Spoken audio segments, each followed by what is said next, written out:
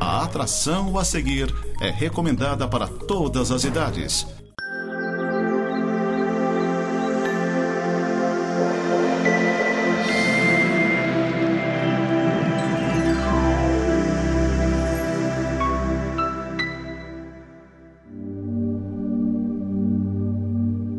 Olá, queridos, muito bem-vindos a mais um programa Semeando para a Eternidade. Queremos desejar a graça do Senhor Jesus para cada um dos nossos ouvintes, nossos telespectadores. Queremos agradecer já de início os nossos patrocinadores, a Lojas Cadillac e a Clínica Vida Nossa, do Dr. Fernando Geber, doutora Vanessa Geber, doutora Suiane. E nós desejamos também que a meditação de hoje, nós vamos falar sobre a vida nova em Jesus Cristo, alcance sua vida, chegue no seu lar e te abençoe. Vamos orar? Deus e Pai, te agradeço por esse dia, por essa oportunidade que o Senhor nos dá de levar a Tua palavra, Deus. Te agradeço, ó Pai, por esse canal de televisão, que o Senhor esteja abençoando, ó Deus, todos os funcionários aqui e os lares alcançados por este sinal, ó Deus. Em nome de Jesus, pedimos a Tua bênção sobre a nossa cidade, te pedimos que o Senhor conduza agora esta meditação, ó Pai. Em nome do Teu Filho amado Jesus que oramos. Amém. Queridos, nós somos da Igreja Presbiteriana do Brasil, né? Fazemos parte da Igreja Presbiteriana do Brasil, como falamos no último programa. A igreja completou 160 anos de Brasil, né? Então nós estamos aí nas comemorações, agora dia 12 de agosto foi a data desse aniversário. E a nossa igreja aqui em Lages fica ali na rua Coronel Fausto de Souza, 353. Eu queria falar um pouco sobre as programações da nossa igreja, né? Então nós temos a escola dominical, 10 horas da manhã, todos os domingos, né? Então, escola dominical chama por causa que é do domingo. Então, 10 horas da manhã, todos os domingos, nós temos uma escola dominical, que é uma classe, né, para nós estudarmos a Bíblia, nos aprofundarmos nos assuntos da Bíblia, crescermos como cristãos, né? Então, nós temos lá uma classe para crianças, uma classe para jovens e adultos, né? Então, estão convidados. Domingo, 10 horas da manhã. E à noite, às 19 horas, nós temos o nosso culto público, né? Então, as portas estão abertas. O nosso culto geralmente é das 7 da noite até umas 8h30 no máximo, tá? 8h15, 8h30, está sempre terminando o nosso culto ali. E também funcionamos no sistema de sociedades internas, né? Como é que é a administração da igreja presbiteriana? Nós temos... Por que chama igreja presbiteriana primeiro, né? Porque a igreja é regida por presbíteros, né? Vem do grego, presbíteros são anciões, os mais velhos, né? Então a igreja escolhe, por meio do voto direto, os membros que são enrolados, aqueles que ela vê que são, dentro dos padrões bíblicos, né? Pessoas aptas, pessoas idôneas, pessoas de respeito, que gostam de estudar a palavra de Deus, que têm uma maturidade cristã. Então a igreja elege, por meio do voto direto, numa assembleia, e se compõe. O nosso conselho é composto por 6 homens e mais o pastor. Aí, né? 6 presbíteros, né? E mais o pastor. E abaixo disso não, na lateralidade, né? Porque não é uma escala de hierarquia, mas nós temos os diáconos da igreja, que são aqueles que trabalham mais diretamente no serviço, né? Diaconia quer dizer serviço. Então, atendem os visitantes, atendem aqueles que necessitam também, né? E dentro da igreja nós temos as sociedades internas. Temos a UPH, que é a Sociedade dos Homens, a SAF, que é a Sociedade das Mulheres, a UMP, que é a dos Jovens, e a UCP, que é a das Crianças. E tem também a dos adolescentes, a UPA, né? A União Presbiteriana de Adolescentes. Então nós temos alguns trabalhos regulares com essas sociedades. Dos homens nós nos reunimos pelo menos uma vez no mês, à noite, para meditarmos na palavra de Deus sobre masculinidade, o que é ser homem, um cristão, um homem para a sociedade de hoje, né? A SAF, ela já tem um trabalho mais regular. Toda a quinta-feira, das 14h30 às 17 horas, as mulheres estão reunidas ali na igreja, né? As mulheres se reúnem para fazer trabalhos, para meditar na palavra de Deus, para orar pelos seus filhos, seus lares, uma pela outra. Então é um trabalho que a gente tem toda semana. Toda quinta-feira, às 14h30, temos ali na igreja, então, o trabalho da SAF. Os nossos jovens se reúnem todos os sábados às 19h30 lá na igreja também, com o mesmo objetivo, né, de comunhão, de estudo da palavra, de crescimento e amadurecimento. Os adolescentes e as crianças estão em trabalho quinzenal, né? Então a cada sábado, a cada 15 dias, num sábado, as crianças se reúnem lá, tem lá a sua aula, tem o seu momento de lazer e tem também a instrução na palavra de Deus, né? Então é o modo da Igreja Presbiteriana trabalhar, principalmente a Igreja Presbiteriana aqui de Lages, né? Esses são os nossos moldes. E nós temos também os grupos nos lares, né? Então, quarta-feira, às 8 horas da noite e às quintas-feiras, também às 8 horas da noite, nós temos grupos que se reúnem nos lares dos irmãos e irmãs para estudo da palavra de Deus. Então é um momento gostoso de comunhão, também de estudo da palavra de Deus. E a Igreja Nacional tem um programa, a Igreja Presbiteriana, né, Nacional, ela tem um programa na Rede Bandeirantes, 12h30. O reverendo Hernandes Dias Lopes prega todo sábado, 12h30, ali, volta de 15 minutos, 15, 20 minutos de uma pregação bíblica expositiva do reverendo Hernandes Dias Lopes. Então aquele programa é um programa da Igreja Presbiteriana no Brasil, como é o nosso programa aqui, né? Só que lá é de uma forma nacional e alcança todo o território. E convidamos a você assistir, então, na Rede Bandeirantes, 12h30, todo sábado, a palavra de Deus sendo exposta pelo reverendo Hernandes Dias Lopes. Tá? E hoje eu queria convidar você a uma reflexão na palavra de Deus sobre a obra da salvação de Jesus nas nossas vidas. Né? O que acontece quando nós nos deparamos com essa obra magnífica da salvação, da morte de Jesus na cruz, da entrega dele da sua vida. O que é que a palavra de Deus nos diz? Então eu vou ler na segunda carta que o apóstolo Paulo escreveu aos Coríntios, capítulo 5, eu vou ler a partir do versículo 17, que diz assim: E assim, se alguém está em Cristo, é nova criatura. As coisas antigas já passaram, e eis que se fizeram novas. Ora, tudo provém de Deus, que nos reconciliou consigo mesmo, por meio de Cristo, e nos deu o ministério da reconciliação, a saber, que Deus estava em Cristo reconciliando consigo o mundo, não imputando aos homens as suas transgressões, e nos confiou a palavra da reconciliação, de sorte que somos embaixadores em nome de Cristo, como se Deus exortasse por nosso intermédio. Em nome de Cristo, pois, rogamos que vos reconcilieis com Deus. Aquele que não conheceu o pecado, ele o fez pecado por nós, para que nele fôssemos feitos justiça de Deus. Amém.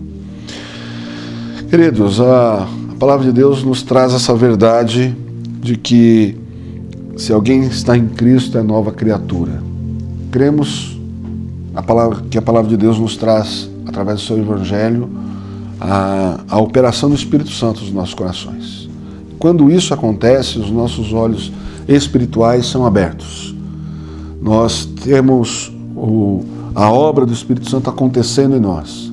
Na teologia se usa um termo dizendo a regeneração. A regeneração é o toque do Espírito Santo na nossa vida quando nós nos entregamos a Deus. E essa regeneração, ela é imediata, ela é pontual, ela é sobrenatural também, né? Então, quando nós ouvimos o Evangelho e ele chega aos nossos corações e transforma as nossas mentes, nós chamamos isso de novo nascimento.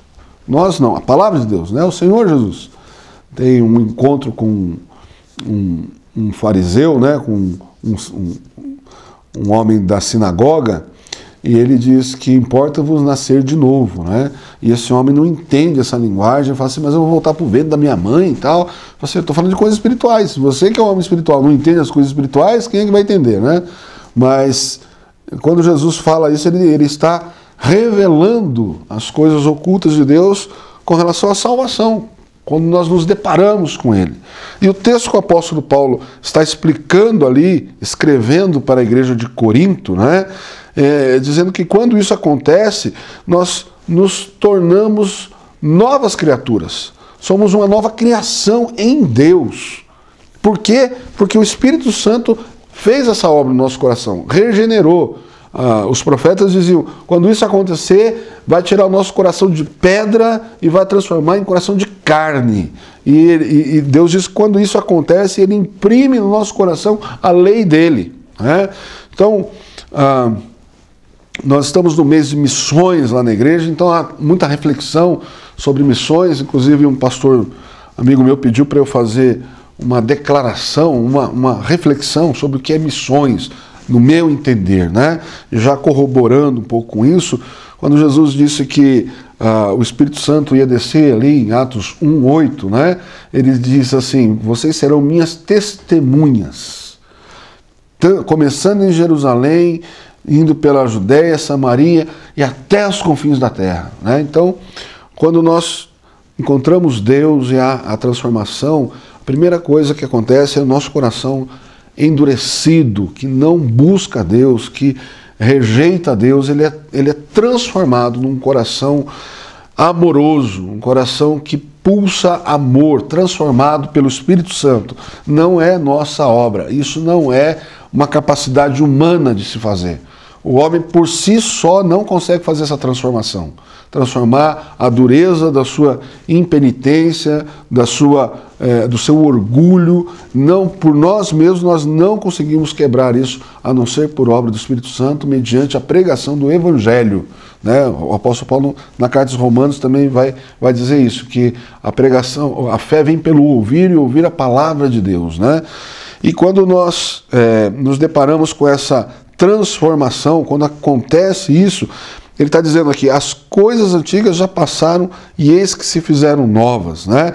Então, esse estado de nova criatura é um estado de nova existência. O entendimento se abre para a vontade de Deus, para a revelação de Deus, para o amor de Deus para com a nossa vida, né?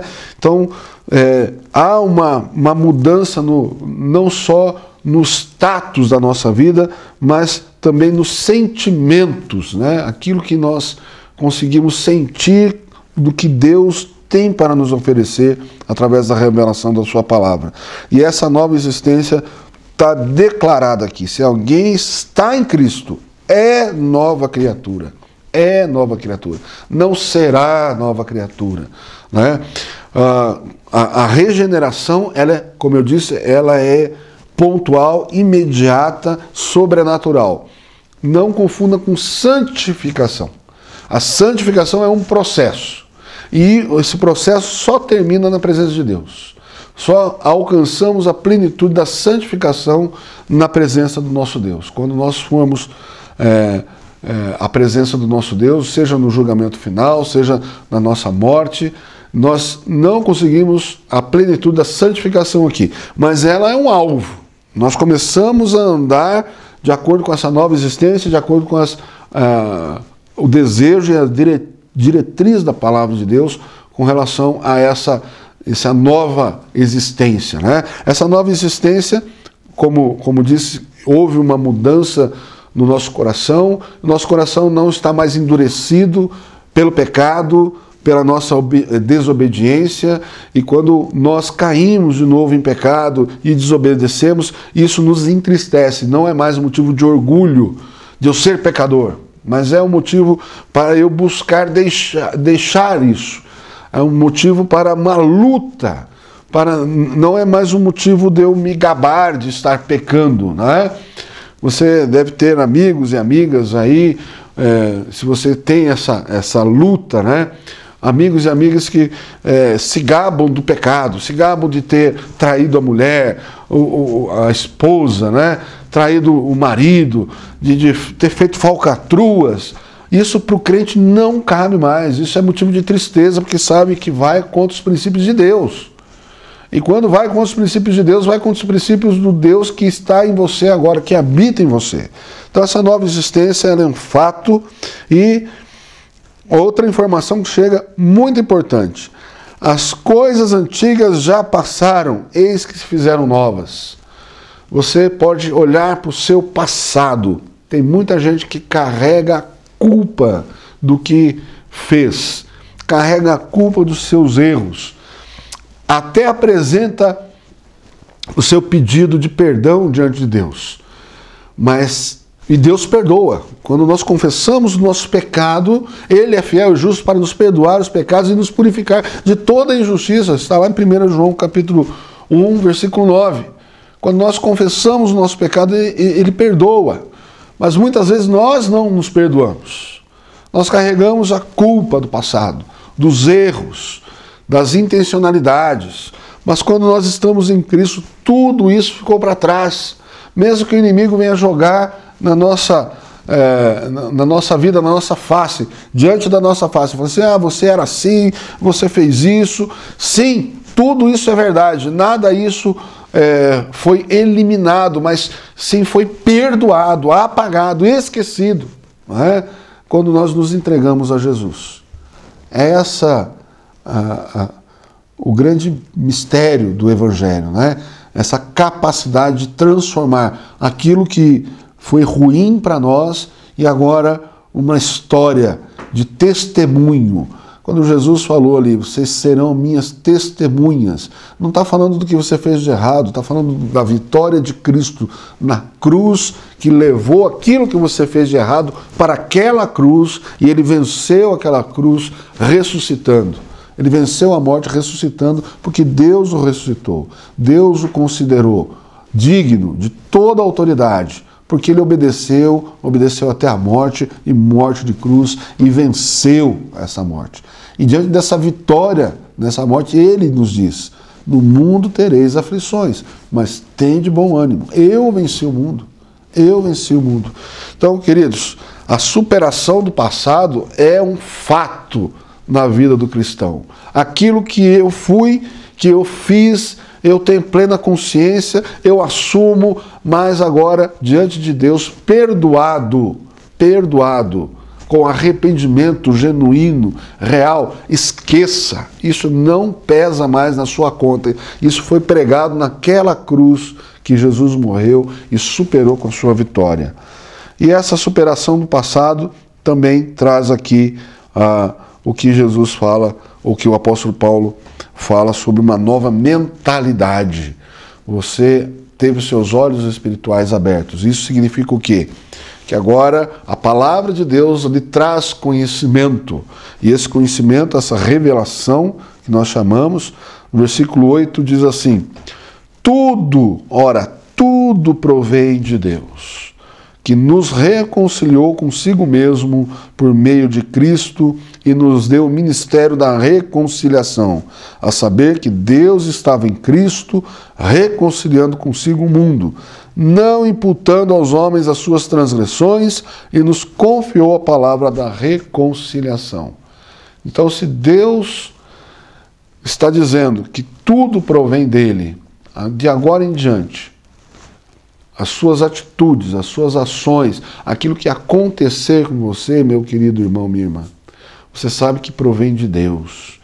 As bênçãos e as lutas.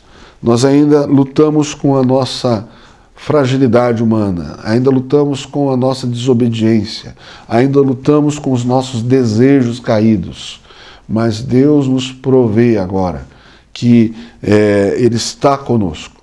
Ele nos dá as rotas de fuga da tentação. Ele nos dá a possibilidade de resistirmos ao inimigo, ao diabo, e ele fugir de nós.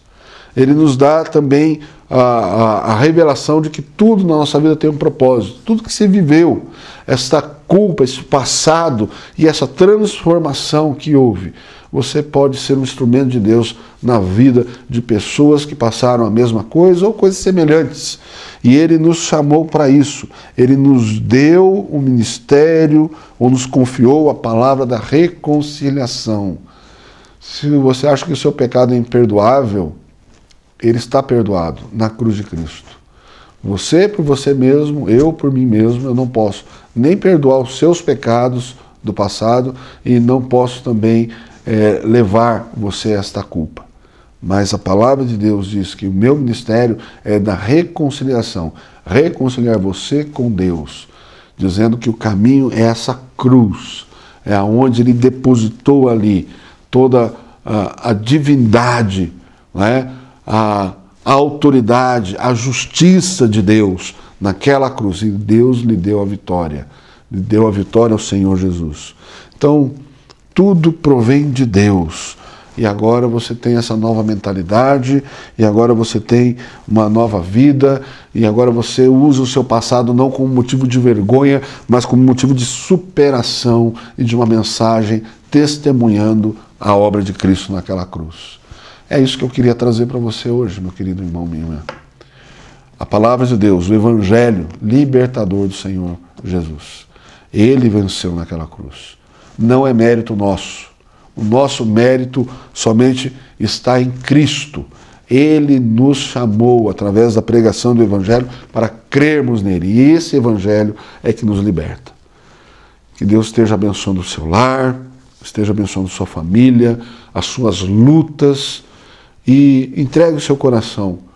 Se o seu coração está endurecido, as suas lutas estão grandes, entregue o seu coração, entregue sua vida a Jesus. Eu vou fazer essa oração muito rápida agora para encerrar. Senhor Deus, que a Tua palavra seja essa espada afiada de 2 gumes.